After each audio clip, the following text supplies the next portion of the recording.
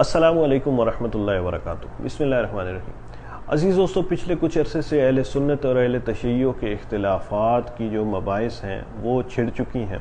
اور جب سے پنجاب اسمبلی میں تحفظ بنیاد اسلام نام کا بل پیش ہوا ہے اور پاس ہوا ہے، تب سے یہ مباحث کچھ زیادہ ہی زور پکڑ گئی۔ اس حوالے سے مسلمان کہلانے والے تینوں طبقے جو برصغیر پاک و ہند میں پائے جاتے ہیں، بریلوی، دیوبندی، اہل حدیث، وہ اس کی حمایت کے اندر نظر آ رہے ہیں، جبکہ اہل تشیع جو ہے وہ اس کی مخالفت کے اندر نظر آ رہے ہیں۔ اسی حوالے سے طاہر اشرفی صاحب نے کوئی کلپ ریکارڈ کرایا، اور اس کے جواب کے اندر امین شہیدی صاحب نے ایک کلپ ریکارڈ کرایا ہے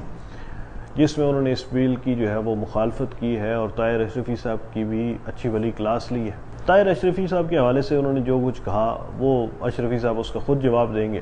بہرحال انہوں نے اپنی جو ویڈیو میں جو باتیں کی ہیں، جن کو ہم سمجھتے ہیں کہ انہوں نے اصل اختلافات کو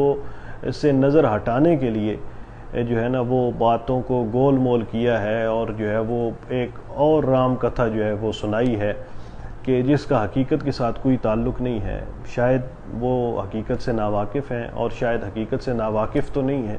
لیکن وہ اپنی ذمہ داری سمجھتے ہیں کہ کہیں اصل جو اختلافات ہیں وہ سامنے آ جائیں تو جو ہے وہ ہماری حقیقت کھل کے لوگوں کے سامنے نہ آ جائے۔ شاید انہوں نے اس لیے کیا ہے، اللہ بہتر جانتا ہے کیا معاملہ تھا۔ بہرحال انہوں نے جو شیعہ سنی اختلافات کو جو رنگ پہنانے کی کوشش کی ہے نا، اس کا ہم پردہ چاک ضرور کریں گے، ٹھیک ہے، اور اسی حوالے سے یہ آج کی ویڈیو جو ہے وہ ہم ریکارڈ کرا رہے ہیں۔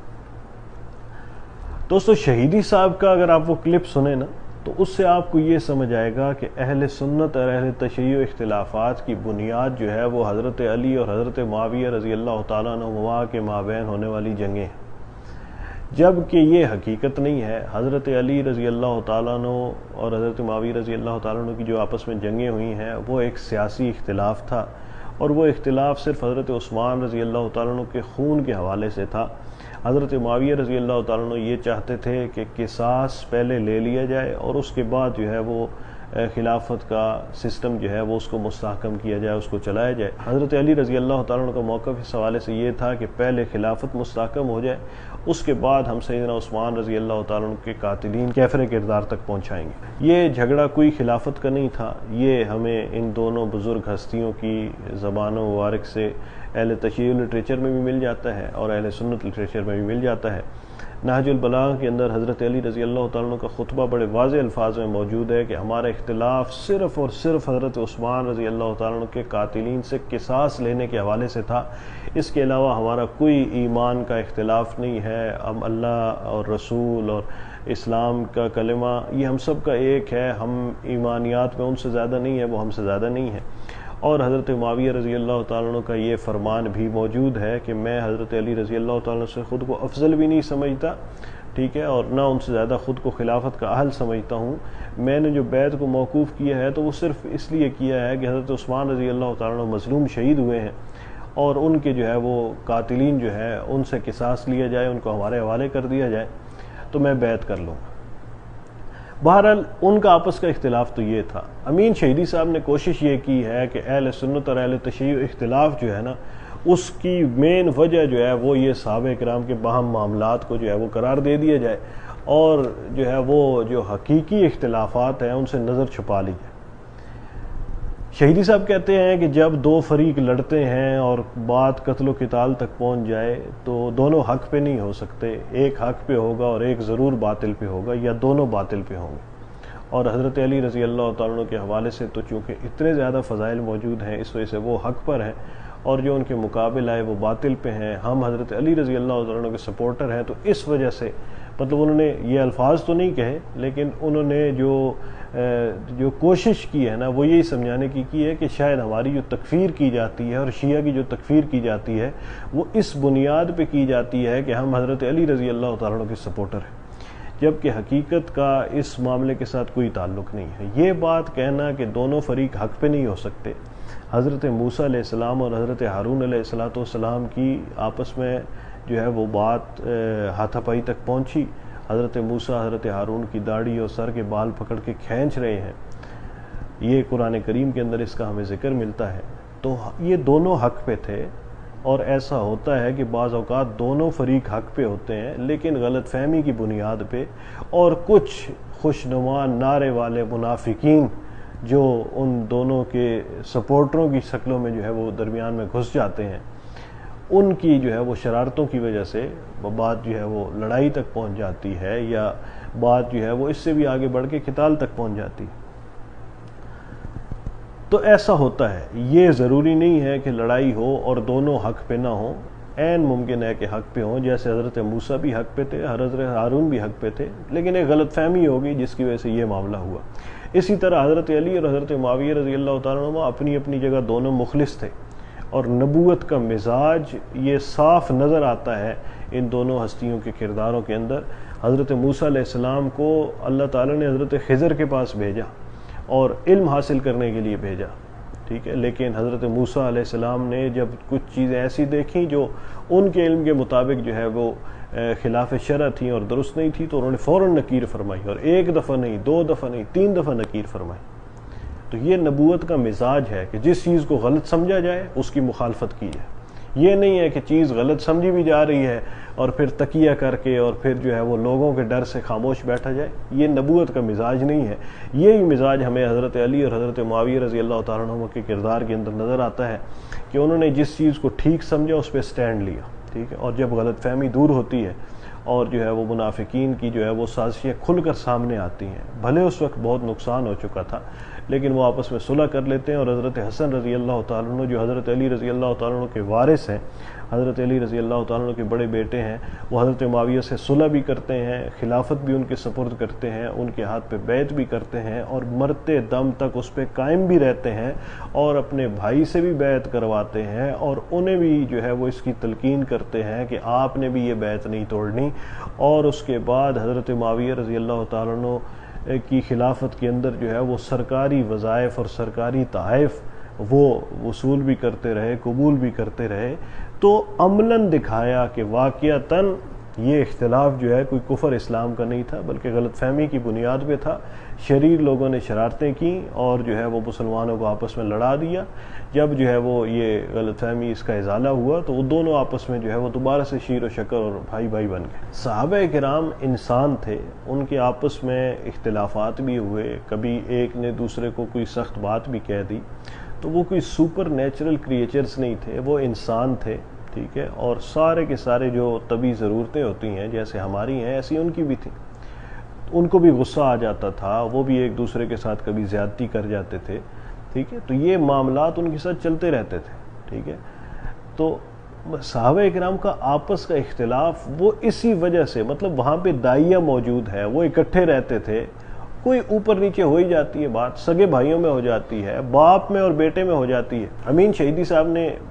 اپنا جو ہے نا کہ صحابہ کرام پہ تنقید اور صحابہ کرام کی مخالفت، اس کو جسٹیفائی کرنے کے لیے ایک جملہ یہ بھی بولا کہ حضرت عمر رضی اللہ تعالیٰ نے بھی حضرت ابوبکر رضی اللہ تعالیٰ سے اختلاف کیا ہے۔ تو اختلاف کی بنیاد پہ تو کوئی کافر نہیں ہوتا، اور شیعہ کی جو تکفیر کی گئی ہے وہ صحابہ کرام سے اختلاف رکھنے کی بنیاد پہ نہیں ہے۔ وہ کن بنیادوں پہ ہے وہ انشاءاللہ میں آگے چل کر عرض کرتا ہوں۔ تو یہ اختلاف ہو جانا یا مجتہد فی مسائل میں ایک صحابی کی رائے کو امت نے قبول کر لیا، دوسرے صحابی کی رائے کو چھوڑ دیا، اس کی بنیاد پہ کوئی کفر اسلام کا یہ مسئلہ نہیں ہے، بلکہ تکفیر جو ہے وہ نصوص کے انکار کے اوپر اور جو ہے وہ ضروریات اسلام کے انکار کی بنیاد پہ ہوتی ہے، ٹھیک ہے۔ صرف صحابہ کرام سے کسی معاملے کے اندر اختلاف کر لینا، ٹھیک ہے، اس پہ جو ہے وہ بالکل ہرگز جو ہے وہ تکفیر نہ ہوئی ہے، نہ ہوتی ہے، اور نہ آپ کی تکفیر اس بنیاد پہ کی گئی۔ شہیدی صاحب آپ کو جو یہ فکر لاحق ہوئی ہے نا کہ یہ بحثیں پہلے ہوتی تھیں پھر درمیان میں سکون ہو گیا اور اب دوبارہ شروع ہو گئی ہیں، تو یہ شروع ہوئی ہیں سیفی علی خان کے بیان سے۔ اس نے جو حضرت صدیق اکبر رضی اللہ تعالیٰ عنہ کی توہین کی ٹی وی کے اوپر بیٹھ کر، تو اس وقت تو آپ کا کوئی بیان نہیں آیا کہ یہ ملک میں شیعہ سنی فساد جو ہے وہ اس کو بھڑکانے کے لیے یہ عورت بولی ہے، بلکہ آپ کی جو ہے وہ بڑے بڑے شیعہ پنڈت اور بڑے بڑے شیعہ ذاکر وہ اس کے دفاع کے اندر آئے ہیں، تو آپ اس وقت بولتے ہیں نا۔ اب تو آپ نے کہہ دیا کہ توہین بھی ہم اس کو بھی حرام سمجھتے ہیں اور ہم تکفیر بھی نہیں کرتے اور ہم حضرت معاویہ کی تکفیر بھی نہیں کرتے، تو کس بنیاد پہ آپ تکفیر نہیں کرتے؟ اصول کافی کی تو روایت ہے کہ سارے کے سارے صحابہ مرتد ہو گئے تھے سوائے 3 کے، تو یہ مرتد یہ کوئی مسلمان ہوتا ہے؟ کیا مرتد کافر نہیں ہوتا؟ آپ کہتے ہیں کہ توہین حرام ہے، تو کس بنیاد پہ حرام ہے؟ ملا باقر مجلسی عین الحیات کے اندر لکھتا ہے کہ امام جعفر صادق اپنی جو ہے وہ نماز کی جگہ سے اس وقت تک نہیں اٹھتے تھے جب تک ابو بکر، عمر، عثمان، حضرت معاویہ، حضرت عائشہ، حضرت حفصہ، حضرت ہند اور حضرت ام الحکم پر جو ہے وہ معاذ اللہ معاذ اللہ معاذ اللہ لعنت نہیں کر لیتے تھے۔ تو یہ توہین نہیں ہے؟ اور یہ باقر مجلسی کہتا ہے کہ یہ روایت معتبر سے میرے تک یہ بات پہنچی ہے، امام جعفر صادق نے تو نہیں کی، بالکل نہیں کی، ٹھیک ہے، لیکن یہ جس نے کی ہے اس کے بارے میں آپ کا امام خمینی کہہ کے گیا ہے کہ اس کی کتابیں پڑھا کرو۔ تو کس بنیاد پہ آپ کہتے ہیں کہ توہین حرام ہے؟ یہ کس بنیاد پہ آپ کہتے ہیں کہ تکفیر ہم نہیں کرتے؟ ٹھیک ہے، یہ آپ کا اب وہ زمانے چلے گئے، آپ جو بولیں گے بس یہ قبول ہو گیا اور ہضم ہو گیا، نہ، اب ویڈیوز بنیں گی تو جواب آئے گا، ٹھیک ہے، اب آپ کی کتابیں آپ کو کھول کے دکھائی جائیں گی، ٹھیک ہے، اور آپ کی جو یہ منافقت ہے اس کا پردہ چاک کیا جائے گا۔ تو اجتہادی اختلافات جو ہوتے ہیں ان کی بنیاد پہ تکفیر نہیں ہوا کرتی۔ حضرت علی کی سپورٹ کی وجہ سے یا حضرت معاویہ کی مخالفت کی وجہ سے شیعہ کی تکفیر نہیں ہے، بلکہ شیعہ کی تکفیر ہے عقیدہ امامت کی وجہ سے۔ عقیدہ امامت وہ ہے، اگر رسول اللہ صلی اللہ علیہ وسلم نے اس کی تعلیم دی ہے تو یہ اسلام ہے، اور اگر رسول اللہ صلی اللہ علیہ وسلم نے اس کی تعلیم نہیں دی تو یہ کفر ہے۔ اگر حضور علیہ الصلوۃ والسلام نے اس کی تعلیم دی ہوتی تو صحابہ کرام ثقیفہ بنو ساعدہ کے اندر حضرت ابوبکر رضی اللہ تعالیٰ عنہ کے ہاتھ پہ بیعت نہ کرتے۔ سب صحابہ نے بیعت کر لی، سب صحابہ کا اجماع ہو گیا۔ اب اس اجماع کا انکار کرنا اور یہ کہنا کہ وہ سارے کے سارے عقیدہ امامت جو ہے وہ چھوڑ گئے تھے، ٹھیک ہے، اور یہ بنیادی ہمارے جو ہے وہ ہمارا تو بنیادی عقیدہ امامت ہے، ٹھیک ہے، تو آپ کی بنیاد یہ ہے، جو عہد رسالت کے مسلمان تھے ان کی بنیاد یہ نہیں تھی۔ حضرت علی رضی اللہ عنہ نے خود بھی ساری زندگی جو ہے وہ انہی حضرات کو اپنا پیشوا اور امام تسلیم کیا ہے، ان کے پیچھے نمازیں پڑھی ہیں، ان کے ساتھ رشتہ داریاں کی ہیں۔ تو آپ کی جو تکفیر ہے نا وہ اس کی وجہ عقیدہ امامت ہے، آپ کی جو تکفیر ہے اس کی وجہ تحریف قرآن کا عقیدہ ہے، آپ کی جو تکفیر ہے اس کی وجہ شیخین کی خلافت کا انکار ہے جس پر صحابہ کرام کا اجماع ہوا ہے۔ تو یہ ڈھکوسلے کہیں اور پیش کیجئے گا کہ پوری دنیا کے اندر مسلمان پٹ رہا ہے اور ہم جو ہے وہ بڑا درد رکھتے ہیں اور ہم ڈرتے شرتے نہیں ہیں اور ہم صرف جو ہے وہ عالمی حالات کی وجہ سے جو ہے وہ اتحاد بین المسلمین کی بات کرتے ہیں۔ آپ مسلمان ہونا تو ثابت کریں نا اپنا، پھر اتحاد بین المسلمین کی بات کیجئے گا۔ جو مسلمانوں کی حالت ہے نا بھائی، مسلمانوں کی تاریخ کے اندر دو حالتیں میرے سامنے ہیں، یا تو سبائی ان کے ساتھ ہیں یا سبائی کنٹرول کے اندر ہے۔ سبائی کنٹرول کے اندر حضرت ابوبکر کے زمانے میں تو تھے ہی نہیں، حضرت عمر رضی اللہ تعالیٰ عنہ کے زمانے میں کنٹرول میں رہے تو فتوحات جاری رہی، حضرت عثمان رضی اللہ تعالیٰ عنہ کے زمانے میں تھوڑی سی ان کی نکیل ڈھیلی ہوئی تو حضرت عثمان رضی اللہ تعالیٰ عنہ کی شہادت کا معاملہ ہو گیا، حضرت علی رضی اللہ تعالیٰ عنہ کے زمانے میں یہ سبائی یہ کنٹرول سے باہر ہوئے تو مسلمان آپس میں لڑ پڑے، حضرت معاویہ رضی اللہ تعالیٰ عنہ کے زمانے کے اندر سبائیوں کی جو ہے وہ لگام کسی گئی اور ان کو ان کی اوقات میں رکھا گیا، پھر سے فتوحات کا سلسلہ شروع ہو گیا۔ یہ تو تاریخ ہے، ٹھیک ہے، وہ ٹیپو سلطان کے ساتھ وہ سبائی میر جعفر اور میر صادق شامل ہوئے تو اس کو شکست ہو گئی۔ تو یہ جو سبائی ٹولہ ہے نا، یہ جب بھی مسلمانوں کی جو ہے وہ اب مسلمانوں نے اس کو اپنی حیثیت میں رکھا ہے تو مسلمان دنیا میں عزت کے ساتھ رہے ہیں اور فتوحات اور کامیابیاں جو ہے انہوں نے ان کے قدم چومے ہیں، اور جب جب یہ سبائی ٹولہ ان کے ساتھ جڑا رہا ہے تب تک جو ہے وہ ان کا نقصان ہوتا رہا ہے۔ تو آپ اس کی فکر چھوڑ دیں، آپ ذرا اپنے ایمان کی فکر کریں، ٹھیک ہے، اور لوگوں کو یہ دھوکہ دینا چھوڑ دیں کہ صحابہ کرام کے باہم اختلافات کی وجہ سے یہ ہوتا ہے، اور امام بخاری نے یہ لکھا اور امام احمد ابن حنبل نے یہ لکھا۔ امام بخاری نے تو لکھا ہے میں کسی رافضی کے پیچھے نماز ہی نہیں پڑھتا۔ رافضی کون؟ جو حضرت ابوبکر حضرت عمر کی خلافت کا منکر ہے۔ آپ کہہ رہے ہیں امام احمد ابن حنبل سے پوچھ لیں تو پوچھ لیتے ہیں، وہ کہتے ہیں جو صحابہ کرام کا تذکرہ برائی سے کرے وہ مسلمان ہی نہیں ہے۔ آپ کہہ رہے ہیں تفسیر کبیر والے کو دیکھ لو، ٹھیک ہے، اور امام ابن کثیر کو دیکھ لو، انہوں نے کیا لکھا ہے؟ تو انہوں نے تو لکھا ہے کہ صحابہ کرام سے جلنے والا کافر ہے۔ آپ نام لیتے جائیں، آپ نے غصہ تو نکالا، یہ ایک جھنگوی تھا اور یہ اعظم طارقی تھا، یہ اعظم طارق اور جھنگوی کی تو بات ہی نہیں ہے، یہ تب سے یہ فتویٰ موجود ہے جب سے یہ کفر موجود ہے، جب سے حضرت ابوبکر حضرت عمر کی خلافت کا انکار موجود ہے۔ آپ نام لیتے جائیں، ہم آپ کو دکھاتے جائیں گے، اہل سنت کا کوئی ایک عالم ایسا نہیں ہے جو اس حوالے سے کسی قسم کے شک شبے کا جو ہے وہ شکار ہو، بلکہ ہمیشہ علماء حق نے اس فتنے کی جو ہے وہ تکفیر کی ہے اور علل اعلان کی ہے۔ اس بل کے حوالے سے یہ جو تاثر دے رہے ہیں نا آپ لوگ کہ یہ رضی اللہ تعالیٰ عنہ اور علیہم السلام کی بحث ہے، یہ بالکل غلط ہے، ٹھیک ہے۔ صحابہ کرام محترم ہیں، اہل بیت صحابہ کرام کے اندر شامل ہیں۔ جب ہم صحابہ کی عزت ناموس کی بات کرتے ہیں تو اس کے اندر اہل بیت کے افراد شامل ہوتے ہیں، تو یہ ڈھکوسلے اب نہیں چل سکتے ہمارا جی ہم تو اہل بیت کے ماننے والے ہیں۔ اہل بیت کے ماننے والے وہ ہوتے ہیں جو رسول اللہ کی 3 بیٹیوں کا انکار کرنے والے ہوں، مطلب رسول اللہ صلی اللہ علیہ وسلم کی اولاد مبارک کے بارے میں یہ کہنا کہ وہ حضرت خدیجہ کی کسی اور شوہر سے اولاد تھیں، کیا یہ اہل بیت کا انکار نہیں؟ اہل بیت کا انکار یہی ہے، بات سیدھی اور صاف ہے۔ جن کا کلمہ حضور والا، جن کی اذان حضور والی، وہ ہیں مسلمان۔ جن کا کلمہ، جن کی اذان رسول اللہ صلی اللہ علیہ وسلم سے نہیں ملتی، وہ بھلے تسبیح پہ پڑھتے رہے ہم مسلمان ہیں، وہ مسلمان نہیں ہو سکتے، کیونکہ ان الدین عند اللہ الاسلام، اللہ کے نزدیک دین تو صرف ایک اسلام ہے۔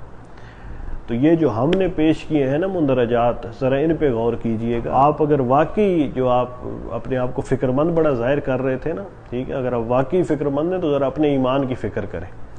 ٹھیک ہے۔ آپ سوچیں کہ عقیدہ امامت رکھنے والا، ٹھیک ہے، عقیدہ امامت کیا، امام کون ہوتا ہے؟ امام جس چیز کو چاہے حلال کر دے، جس کو چاہے حرام کر دے۔ اصول کافی کی روایت ہے، ذرا دیکھ لیجئے گا۔ رسول اللہ صلی اللہ علیہ وسلم کو اللہ فرما رہے ہیں